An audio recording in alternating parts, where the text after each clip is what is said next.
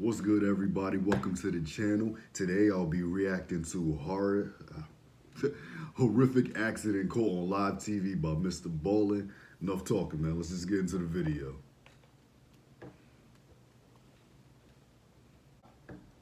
The only way to do this story justice, in my opinion, is to include the graphic video footage. And so we have done that, so Okay. viewer discretion is advised. But before we get into I could today's take it. story, if you're a fan of the strange, dark, and Pause. mysterious delivered in story format, then you come to the right place because that's all we do, and we upload once or twice every week. So if that's of interest to you, please ask the like button to play a very casual game of chess with you, and then proceed to beat them with the Fool's Mate. Also, please subscribe to our channel and turn on all notifications so you don't miss I don't any play of our chess. I weekly don't know what that uploads. is. All What right, that let's mean? get into today's story.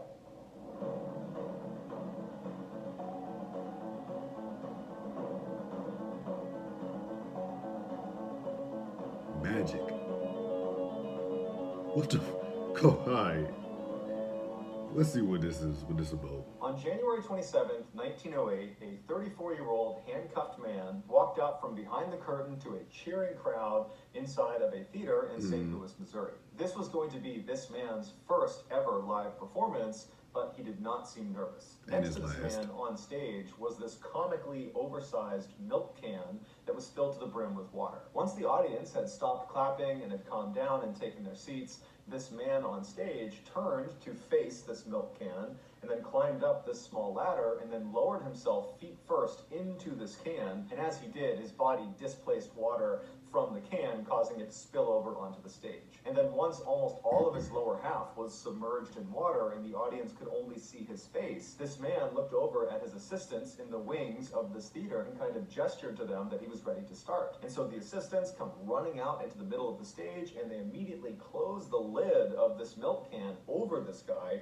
pushing his head down into the water. No. And so as the audience is gasping and collectively holding their breath, the assistants proceed to lock this lid with 6 different locks around the top. And then they wheeled over this cabinet that kind of 6? collapsed around the can, so it was totally out of view of the audience. Now, for this audience, they had never seen anything like this before, and so immediately they all began murmuring and whispering to each other, wondering how this guy is going to survive what he's doing. But 2 minutes after that lid had been sealed, that 34-year-old man emerged from behind the cabinet with his hands open wide, so he wasn't handcuffed, totally unharmed. And then the cabinet was moved aside and the audience could see the lid of this milk can was still locked. During his lifetime, nobody could ever figure out how the great magician Harry Houdini had escaped that milk can. These dangerous stunts made Harry extremely famous, and that's why we still know him today, nearly 100 years after his death. But it wasn't just that he was able to successfully perform these stunts.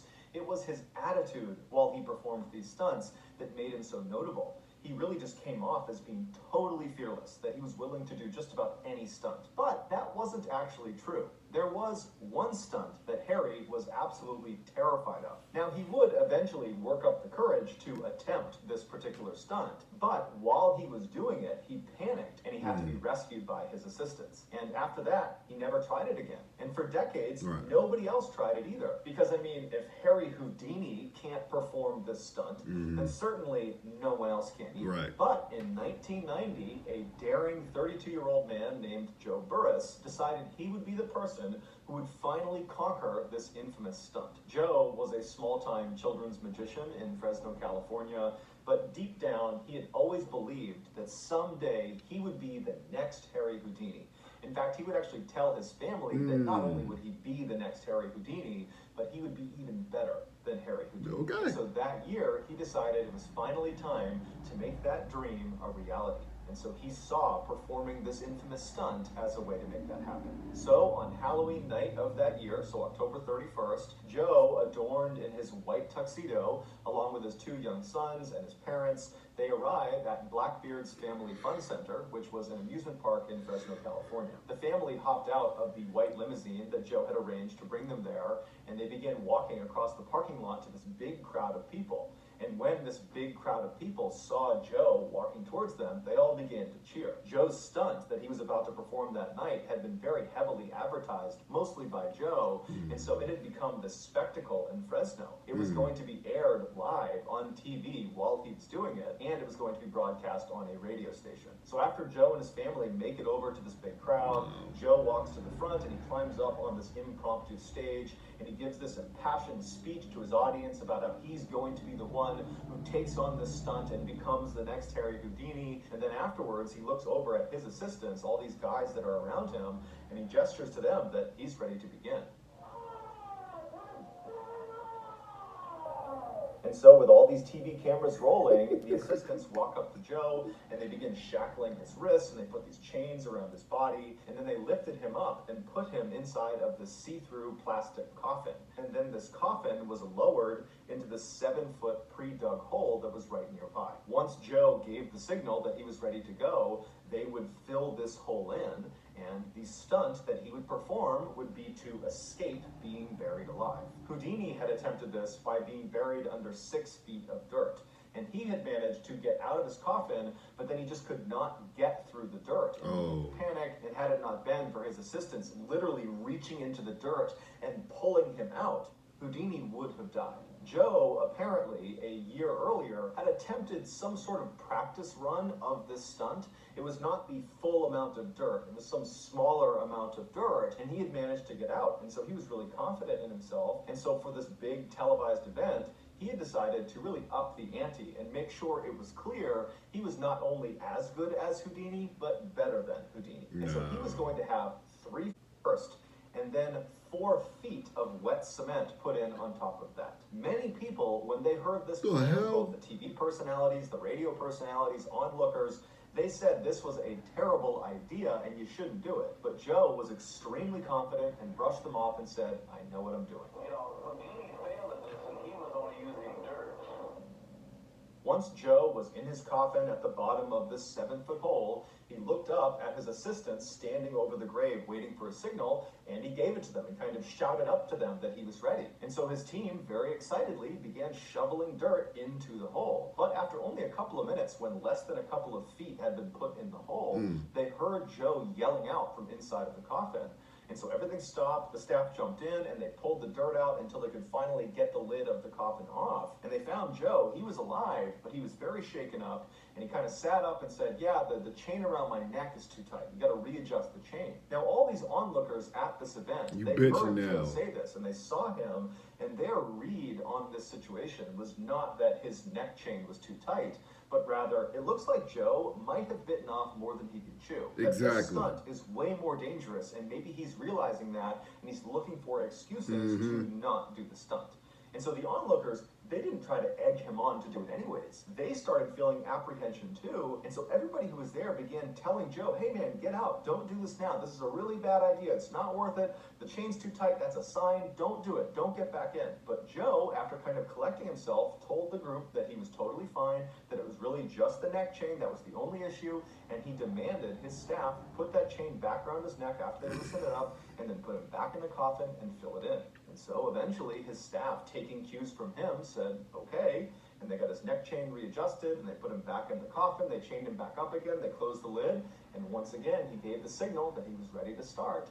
And so a very apprehensive crowd watched as the dirt went back in, and after 3 feet of dirt were in the hole, the cement truck came over and poured 4 feet of wet cement on top of the dirt. And then after this hole had been completely filled in, the onlookers, which included Joe's 2 young sons and his parents, they kind of moved in and got right up against this grave and were looking straight down at the top, waiting for Joe to come out again. But as they're watching this hole and as they're filming this hole, all of the cement in the hole suddenly drops about a foot. What had happened was the nearly 15,000 pounds of dirt and wet cement sitting on top of this coffin had finally caused the lid to break. And in an instant, all of the dirt and cement poured into the coffin surrounding Joe completely.